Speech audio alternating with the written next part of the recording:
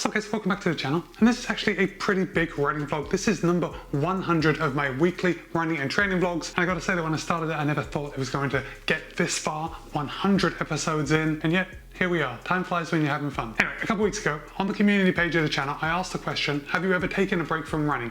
And if so, how long was it for, and what was the reason that you stopped? I then came across an article in Outside Online by Alex Hutchinson. And as you know, I love Alex's articles. They're just full of running data that I can really dig into. Anyway, that article was titled, How Much Will a Gap in Training Hurt Your Race? So we've progressed from just taking time off running to actually taking time off when you're actually building towards a race. And the article was based off of a study that was published in Frontiers in Sports and Active Living. And that study was titled, Estimating the Cost of Training Disruptions on Marathon Performance. And you guessed it, that's what we're talking about today. You are going to know, on average, how much slower your marathon time will be if you take X number of days off.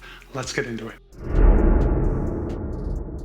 Oh, and I've already told you that this is the 100th weekly running and training vlog, and just like the past 99, the main purpose of this video is for you to tell me about your week of running. I want to hear about your successes, and I definitely want to hear about those setbacks. So go ahead and let me know about your week of running in the comments. Okay, so this study was actually pretty fascinating, and the data set was gathered from Strava. And Strava, if you're not familiar with it, it's a pretty popular app for tracking your runs and activities. So the data set that we can actually get from Strava is pretty robust. In fact, this study included 15,697,711 activities. Pretty good, right? Those activities were done by 292,323 runners. 59,118 were female, 233,205 runners were male. The data was gathered from Strava between 2014 and 2017, and during that time frame, those 292,000 participants ran 509,979 marathons. It's a lot of data, huh? Oh, by the way, I am going to provide links to Alex Hutchinson's article in Outside Online and the actual study. And the study is full access, so if you want to dig into it,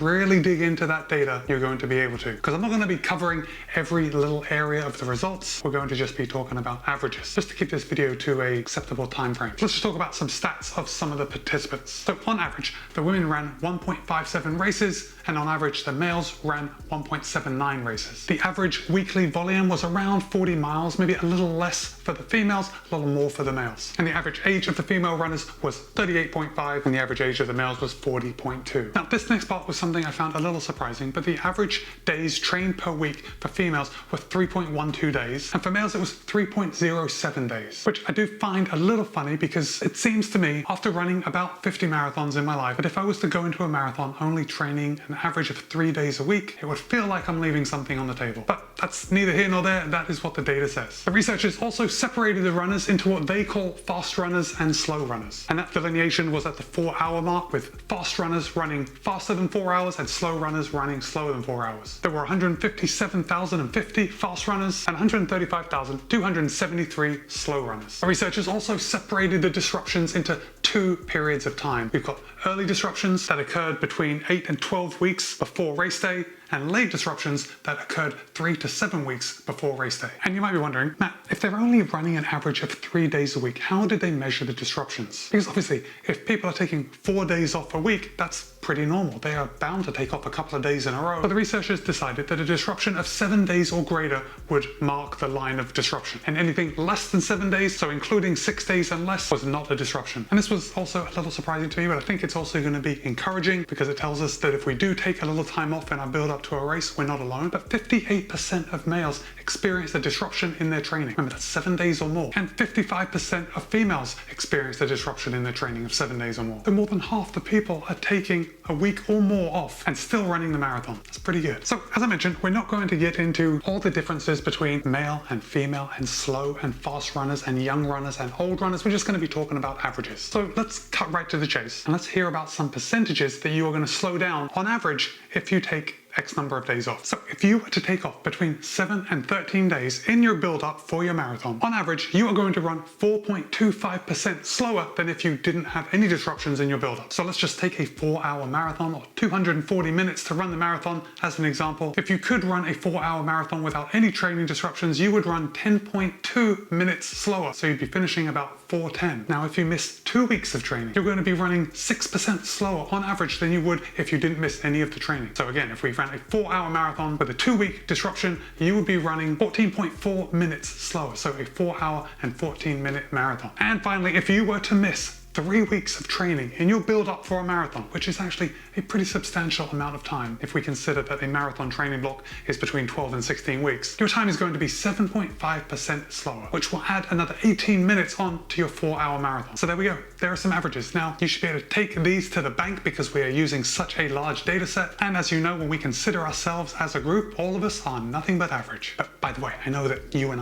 we are far above average, but we'll just keep that between us. So I know we were just talking about averages, but you should know that men seem to be affected a lot more by missing their training than women do. And the researchers do suggest that this is probably because men tend to overestimate their training more than women. They also tend to hit the wall more frequently, even when their training has been going well. Also, younger runners are more affected by missing their training than older runners. And get this, faster runners are more affected by missing training than the slower runners. So people that run 4 hours or faster will be more affected by missing training than those that run 4 hours or greater. Now, of course, if you do read the paper or you do read the study, you're going to see that it does have a lot of holes. When we just gather data from Strava, we're not taking into account any individual differences. We're only gathering the data that has been posted to Strava. But because this is just a YouTube video and not a scientific study, I'm just going to paper over any of those questions that may get raised, and we're going to take these averages as a firm number, something that is written in stone, something that we can base all our race times off of. How does that sound? Anyway, had a pretty good week of running. Still tired after my marathon a couple weeks ago, but still, I'm heading in the right direction, feeling good. And actually, I started feeling much better towards the end of the week than I did at the beginning of the week, which absolutely makes sense. But my week started off on Monday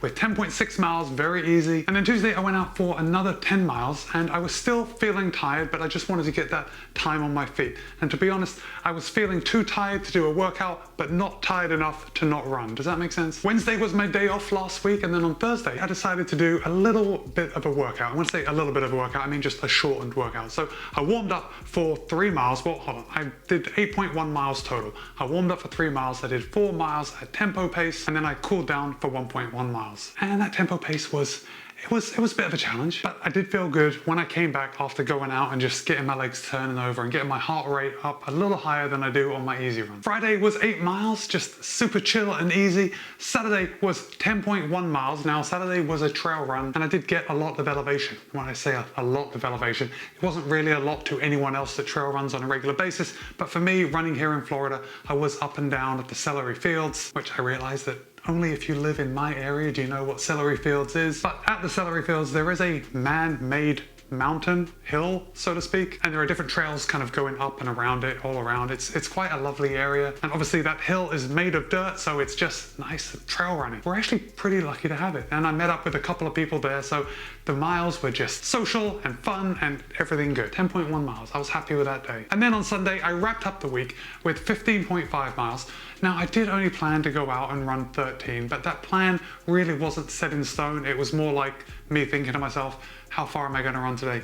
13 seems about right. And then when I met up with a group on Sunday, there was a few people going a bit longer, so I just wrapped it up with 15 and a half. And my body felt pretty good. It was 15 and a half fairly easy miles, which brought my week's total to 62.39 miles, which is about 100.4 kilometers. So that was a pretty good week for me. I'm pretty happy with how it went. I'm hoping next week, or this week, by the time you are looking at this video, I will be able to throw in at least another workout, even if it's a bit shorter, just so I can have 2 days where I'm pushing the envelope just a little bit on my runs, maybe some intervals, and then maybe if I can extend that tempo just a little longer. We'll see how I'm feeling. Guys, don't forget to let me know about your week of running. Remember, successes and setbacks. Be kind, be happy, run well. See you in a couple of days.